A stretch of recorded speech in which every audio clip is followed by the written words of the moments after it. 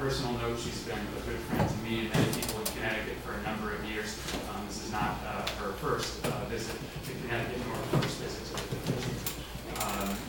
Officially, Carol is now the President's right-hand advisor on the issue of climate change and energy policy. She heads the newly created White House Office of Energy and Climate Change. She also serves as the Assistant to the President for Energy and Climate Change. As you all know, before this current duty, she previously served in President Clinton's cabinet as the Administrator of the U.S. EPA, leading the EPA for 8 years. As the longest-serving administrator in the history of the EPA, she developed partnerships with business, community, and non-governmental groups, state and local leaders to set tough air and water pollution standards while championing common-sense, cost-effective mechanisms for meeting environmental requirements. I got to tell you, this is why I ran for office in the first place, to be at a moment in time like we see right now in Washington, where we can pass transformational policy that will clean up our environment and grow jobs at the same time. That's not hyperbole. That's not just rhetoric. That's the reality of what we can do right now. It's going to be a tough road to get this bill passed and on the President's desk, but I feel confident that we have the ability to do that, knowing that Carol Browner is leading that effort. We are humbled by her presence here today, and I'd like you all to welcome Carol Browner.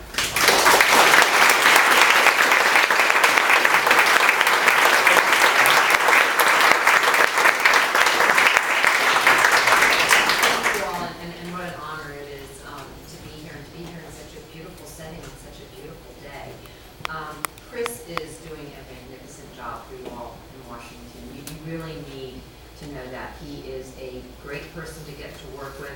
He has a level of knowledge, commitment, and leadership style that really distinguishes him. And as you might imagine, in my position with the President, I am frequently sent to talk to members of Congress who have not yet decided how they feel about a new energy future or climate change. So when I get to talk to someone like Chris, who gets it, who understands it, and is persuasive with his fellow colleagues, it's always just a good day and a lot of fun. And let me congratulate the other panelists for what you're doing in terms of creating new opportunities for Connecticut, but also new opportunities for our country as we think about how do we go about breaking our dependence on foreign oil, how do we create a new generation of clean energy jobs, and how do we put a cap on the dangerous pollutants that contribute to climate change. As you heard, the President created a brand new office, an Office of Energy and Climate Change, and a new position, Assistant to the President, is the highest position you can hold in the White House. There's always been a national security advisor, there's been a domestic policy advisor, there's been a national economic advisor, but he is the first president to say, and I want a fourth senior advisor, and that's on energy and climate change. And it's been a tremendous honor to join this president. Huge responsibility. The good news is I get to work with a lot of really outstanding people, the president, the vice president, people like Chris. We believe we can change the future of our country. We believe we can change how we think about energy, how we use energy, and we believe that the issue of climate change and global warming is just the opposite side of the same coin, that you have to do these things together. They have to be thought of in a comprehensive manner. One of the first things we did after the president was elected was obviously the economy in a very, very tough place, and so we worked with Congress to craft the American Recovery Act. You've already been a recipient of some of the dollars we were able to secure. This bill, sometimes referred to as the Stimulus Act or the Recovery Act, has $80 billion for investments in clean energy. The New York Times refers to the Recovery Act as the largest energy bill to ever pass the United States Congress. And I think that's probably right. Hopefully we're going to pass another one in the not too distant future. But what this is about was going out across the country and making investments in everything from new battery technologies, new solar technology, wind technologies, modernizing and weatherizing our homes, appliances. We believe that there's just a whole set of things we can do today to put us on a path where we are less dependent on foreign oil, put us on a path where we double the number of renewables we're using. It's taken us 35 years to get to about 35% renewable content in this country, and we think through the money we will be spending and investing from the Recovery Act, we can double that in the next 3 to 4 years.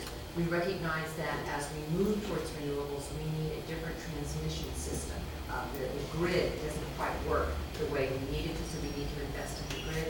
And we need to invest in making our meters smart so that as individuals, we can make decisions about how we use our appliances, about how we use our energy. And so we were able to secure significant amounts of money for both the grid and making it sort of bigger, better, smarter is the way I like to think about it. Just this week, the president traveled to Indiana where he announced $2.4 billion in battery grants going out across the country. We think that this will create tens of thousands of new homegrown American jobs in communities, probably some here in Connecticut and reaching out all across the country. Now, as you heard from Chris, Congress, the House of Representatives, starting with the committee he serves on, the Energy and Commerce Committee, did something very important earlier, I guess late spring is probably the best way, early summer. They passed comprehensive energy legislation. This is a very, very important piece of legislation, and Chris, I applaud you for the leadership you provided in the crafting of this legislation. And he shared with you some of the component parts. Obviously, the House is only one step in the process. We have now turned our attention to the Senate. If the House seemed difficult to some, the Senate has 6 committees of jurisdiction that will have to move the various component parts through. But the committee chairmen are working on it. I met with the 6th committee chairman and Majority Leader Reid about 3 weeks ago, and they have scheduled that they're working against to pass out the component parts, and then the leader will assemble a manager's bill and move it out onto the Senate floor. This remains a very, very important priority for the president. He has said repeatedly there are 3 things he wants Congress to do this year. There's all the normal things you all have to do, but he wants health care, he wants energy, and he wants financial regulatory reform. And we are doing our best to make all of that happen.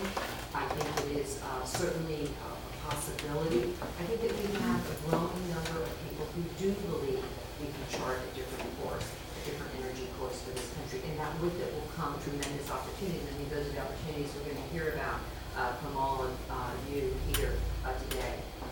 Let me just close by, again, saying what an honor it is to be here.